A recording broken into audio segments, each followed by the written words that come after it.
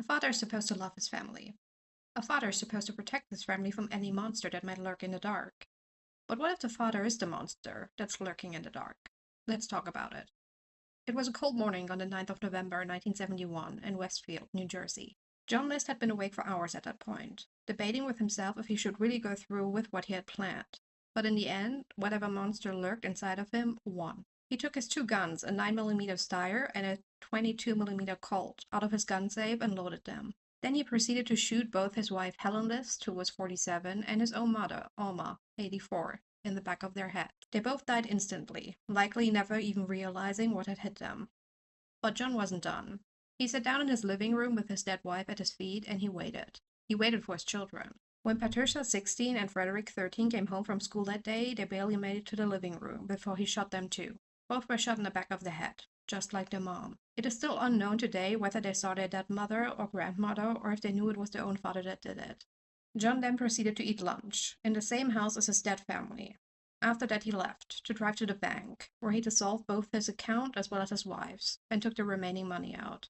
But John still wasn't done. There was still one more member of his family left. His 15-year-old son, John Jr., who was still at school at this point. After his stop at the bank, he drove to Westfield High School, where his son had just finished his soccer game. The people that saw John pick his son up that day would later recount that he was acting completely normal, almost upbeat. We don't know what happened in the car that day, but we know that he drove his son home, where he then shot him too.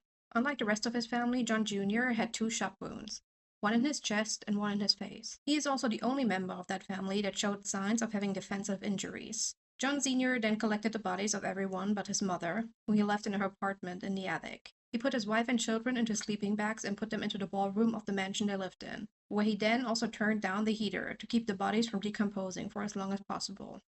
Because unlike most people that wipe out their entire family, John did not plan to join them. Oh no. He planned to start a whole new life. He tried to clean as much of the blood in the house up as he could, and then he proceeded to collect every last family picture in the house, to erase his face out of them. The last thing he did before he left the house was leave a letter for his pastor, on the desk in his office. In it, he told the pastor that he killed his family to save their souls. But that wasn't really the truth, but we will get to that in a moment. Oh, but there was still one last morbid detail. John turned on the radio before he left, onto a religious station. And then John disappeared, and no one would see him again for a long time.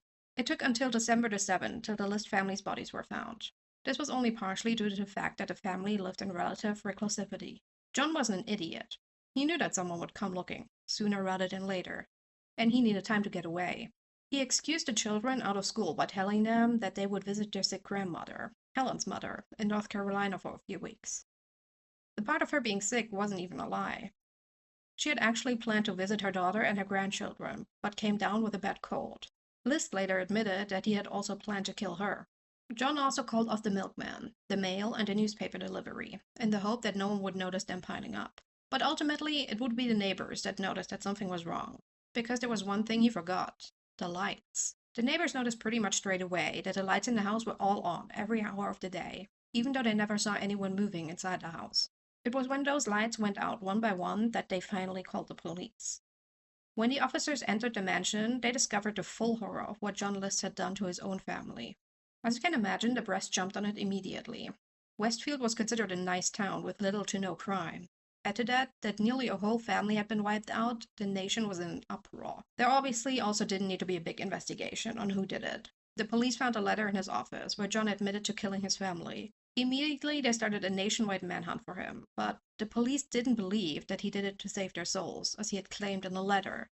So they started looking into his personal life, and they found out that John List was living a life of lies.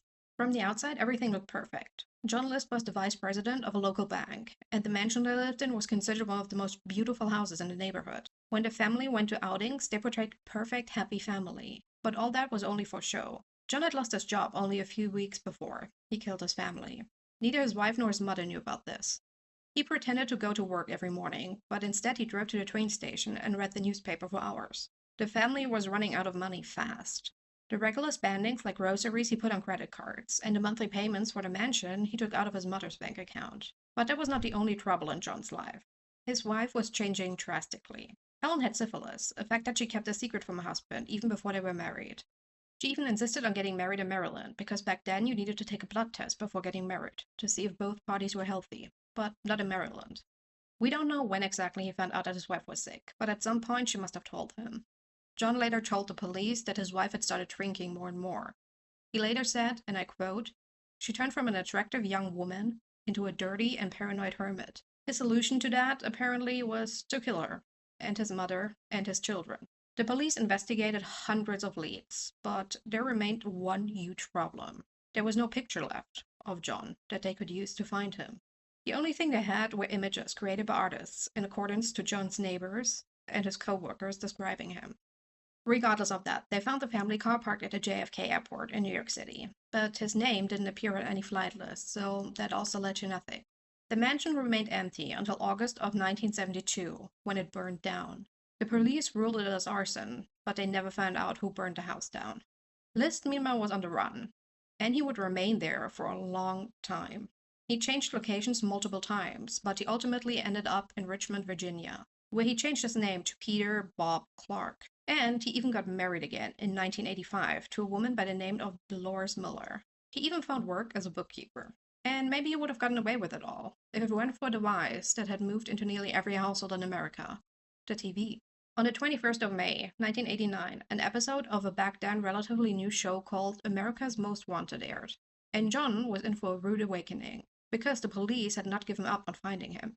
They had a forensic artist create a bust using the old images to show what he might look like now. And it was a near perfect match. One of his neighbors immediately recognized him and called the police. On June 1st, the police arrested him in his office. John's run was finally at an end. At first, he tried to talk himself out of it by claiming to really be Bob Clark. But what he didn't know is that the police had fingerprints from his time back in the military. And they were, of course, a match. In court, John claimed he was incapacitated when he killed his family. But that didn't work on the jury or the judge, and he was sentenced to 5 life sentences without a chance of parole. John apparently didn't think that was fair, so he went to revision, where he then claimed he had PTSD from his time in the Vietnam War. He also claimed that the letter he wrote to the pastor should not be admissible, but the new judge also didn't accept any of his excuses, and his life sentences stood.